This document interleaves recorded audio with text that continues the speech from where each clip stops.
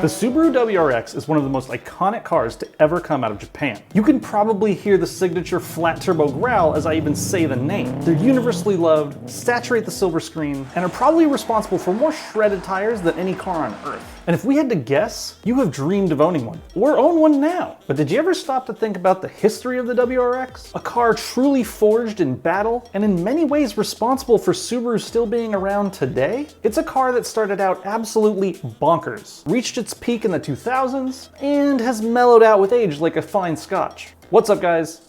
I'm the Squid, this is Ideal Cars, and we're about to bring you the history of the Subaru WRX. So hit that subscribe button down below and let's go. Hey, so I know the Squid is just getting started on the WRX, and this is one of my favorite episodes, so you better stick around. But I got a quick question for you. What do you do when that pesky little check engine light comes on your dash of either your WRX or your other ideal ride? Well, that's where today's sponsor, Fixed, comes into play. It plugs into any car made after 1996 and goes straight into the OBD2. And you get all types of real-time diagnostics right to your phone. It's like magic. And this lets you know exactly what's wrong with your car, so no more driving around just wondering why that check engine light's on. And what's that peace of mind worth? Well, more than the limited time discount of less than 20 bucks for a fixed module. So snag one for you, snag one for your friend, and heck, snag one for your friend's friend. Because this offer of 67% off won't last long. And thank you, Fixed, for sponsoring today's video. Now, brap to the show.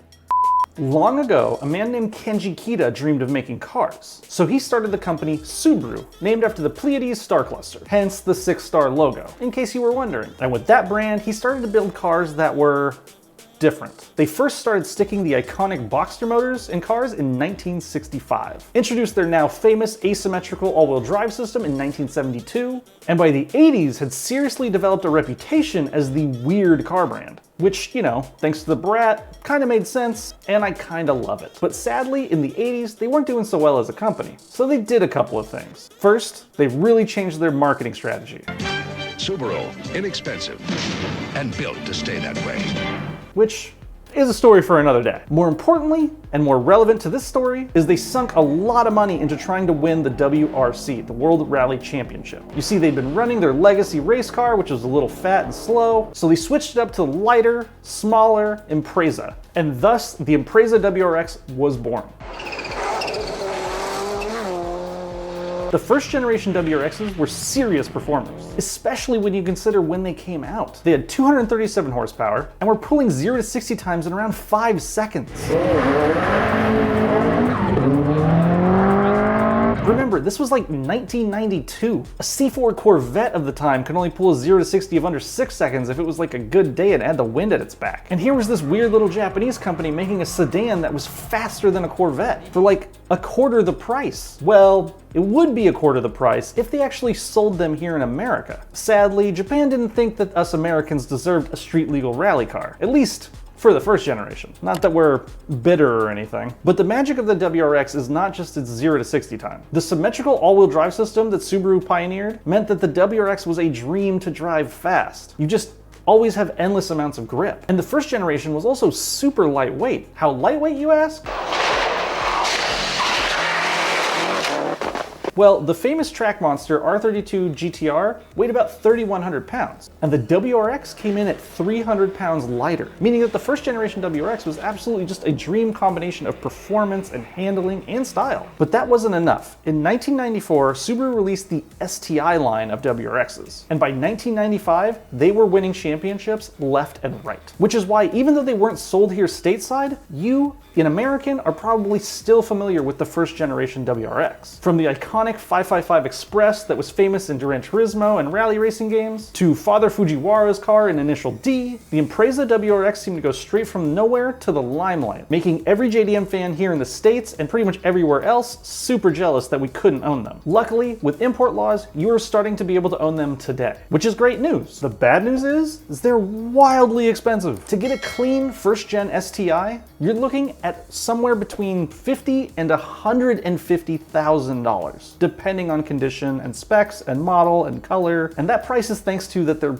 pretty much is nothing like the first gen WRX. But Fear not, all hope is not lost. With some digging, I was able to find some WRXs, not STIs, for sale in Japan with a manual transmission for around 20,000 bucks. Just, remember to add all the fun importing and taxes and registration fees on top of that. But still, for that price, you get an incredible car for a pretty decent price that's probably only going to go up in value. Now the good news is the next generation is much easier to obtain, but they are also still going up in value. And since these were the first ones we could get here in the States, they're probably the most iconic WRX of all time. In 2001, us over here stateside finally got our hands on the WRX, and it instantly became a crowd favorite. You seriously could not go to a car show without tripping over 5 of these that was modified to hell. Compared to the first generation WRX, the second generation wasn't much of an evolution in performance. The 2-liter EJ motor and later the 2.5-liter EJ motor only made around 240 horsepower, which was about the same as the first generation. And the big difference here is that the second generation was almost 400 pounds heavier. And that is a trend with WRXs as they evolve, and a very unfortunate trend. The power seems to always stay the same, but the weight seems to go up and up and up. I mean, it's probably due to all those pesky safety features, which, it's good that you drive a car that doesn't kill you when you crash, but maybe add a little horsepower, Subaru, come on. Fortunately though, once these came out, people figured out pretty much instantly that they were insanely tunable. And as long as you learn to change the spark plugs, which is quite the task, you can get around 300 horsepower out of a WRX pretty easily.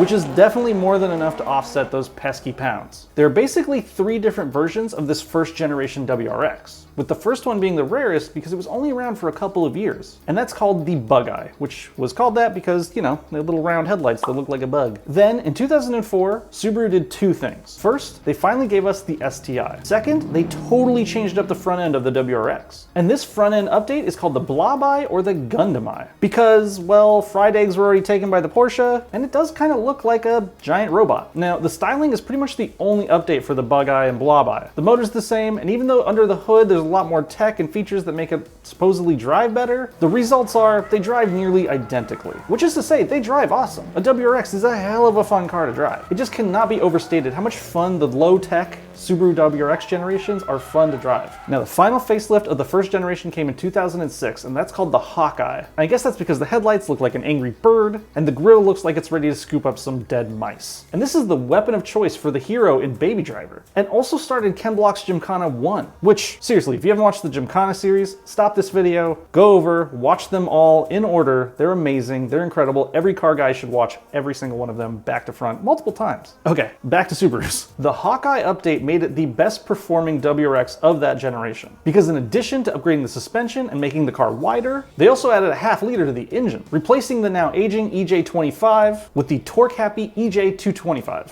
The extra half-liter didn't do much in the way of horsepower, but the extra torque did do wonders for drivability and helped make the HAWKEYE WRX one of the most desirable Japanese cars of the early 2000s. That being said, any generation WRX is typically the best performing car for the money. They were when they were new, and in a lot of ways they still are, even though some of these older ones are starting to go up in value. If you want a WRX of this generation, there's basically 2 paths you can take. First, you can find one that has some higher miles on it, like this HAWKEYE with 136,000 on the clock that we found for around 11 grand, which, when you're buying WRXs, is a huge risk because no one ever left these stock and no one ever didn't redline these things everywhere. So just keep in mind, if you're buying a high mileage WRX, you're buying somebody else's project car, end of story. But still, 11,000 bucks is a cheap platform for modding and having fun with the WRX for the short lifespan you might get out of those head gaskets. Now, if you want something a little more reliable, prepare to do some digging. WRXs usually lead a hard life.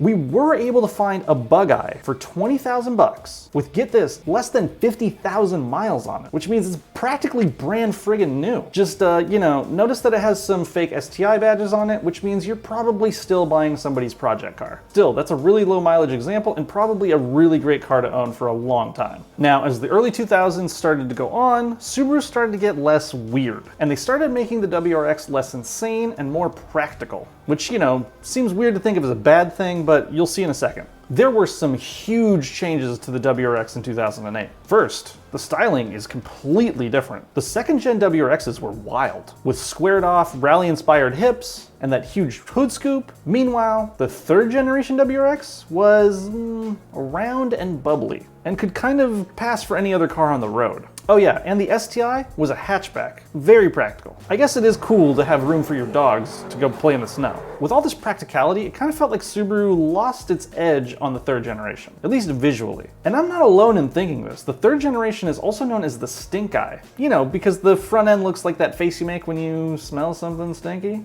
Hey, I didn't come up with it. The third gen is still a really fun car to drive though. After all, it's all-wheel drive, turbocharged, and makes 265 horsepower, which is more power than the previous generations. But of course, this one does weigh a couple hundred more pounds than the HAWKEYE, you know, because safety. But the biggest issue with the 2008 model was its suspension. It had issues. If you got a chance to drive a stock 2008 Subaru WRX, you'd wonder why somebody replaced your car with a Corolla. Yeah, not great. Luckily, Subaru heard your complaints in 2009 and put a lot more rally-inspired suspension performance back into the car, which meant it was ready for the silver screen, starring in Fast 4 and Fast 7 as one of Brian's cars, and headlining in Gymkhana 2. In 2012, the WRX got the same wide stance that the STi had been rocking since 2008. And even though it kind of started on shaky grounds, by the end of this WRX's run, there was and is a tuning culture around the third gen WRX that is unlike anything else on this earth. Seriously, the third gen WRXs are now prolific in the tuning scene. And also, if you're looking for the best value WRX, this generation might just be it. Not only do you get one of the most refined EJ engines that Subaru ever built, but also they aren't old enough to have started that appreciation curve yet. Meaning for about 18 grand, you can get yourself a really clean WRX like this, which is a shame it's not a hatchback. But with the sedan, you have room to fit that ridiculous STi wing on the back of it.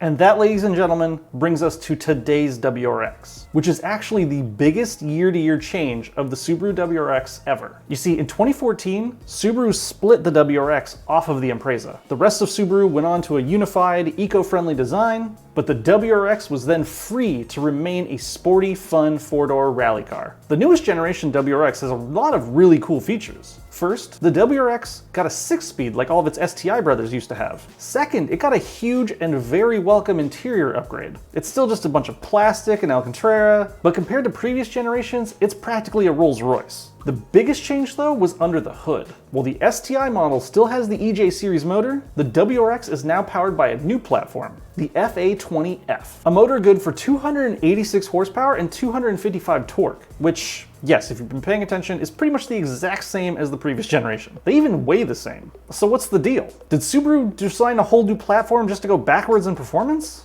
Well, yes and no. You see, the new generation WRX is more normal than any WRX before it. It kind of grew up and became more refined. The suddenly kill you turbo lag is gone. And Subaru really designed this new generation to focus on road stability. And I know what you're thinking as you hear that. That doesn't sound very WRX to me. There's definitely something missing in the newest generation. Like, get this, in 2017, you could get a WRX with a CVT. That makes me feel disgusting inside. Okay, maybe I'm being a little mean to the VA generation WRX. After all, it's not a bad car by any means. It goes 0 to 60 faster than a Mustang. And the newest Gymkhana host, Travis Pastrana, proves that you can rip around a 2020 WRX as hard as any other generation. No problem. The problem is now is that the WRX actually faces some competition and doesn't really stand out like it used to. You see, it used to be you had two choices, a WRX or a Lancer Evo. And the Lancer, well, that was just a rare car with a glass transmission. Whereas the WRX was an indestructible, fun-having sports car. So really, if you wanted a four-wheel drive four-banger, you went with the WRX. But today,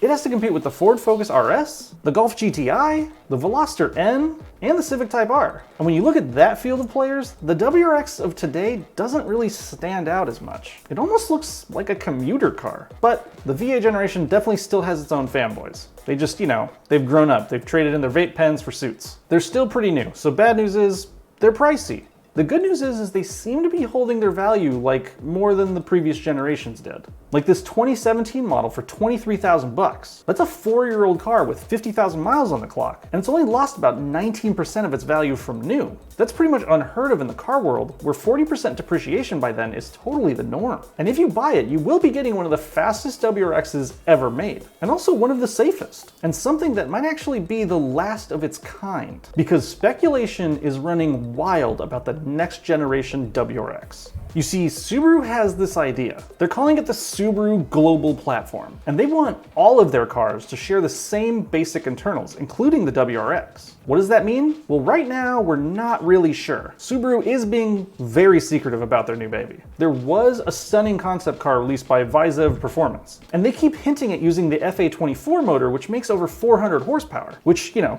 yes please, but they've also been hinting at some truly awful things, like it might be a hybrid, or it might have a CVT. We'll have to see. But with all the hype for the new Nissan 400Z, and BMW pledging to make gas cars until all the dead dinosaurs are burned up, I'm cautiously optimistic that Subaru won't make a big mistake here. Because Subaru needs the WRX to not forget its way. It's like their roots, it's their life. So here's hoping that we get to see the next generation WRX and not be super disappointed by it. So that's it for the evolution of the Subaru WRX. I know, we didn't talk a ton about the evolution of the STi, or some of the other crazy Imprezas, but maybe that's a story for another video. I mean, if enough of you guys watch this and comment down below and like the video, we'll make one specifically about the STi, and maybe one about all the weird Subaru Imprezas that exist in the world. There's a lot of them. So with that, let us know down below what you thought of the video, what's your favorite generation WRX, and while you're down there, make sure you hit that subscribe button, turn the little bell on, because we're gonna keep bringing you content like this, and as always, keep living the ideal lifestyle. I'm going this way.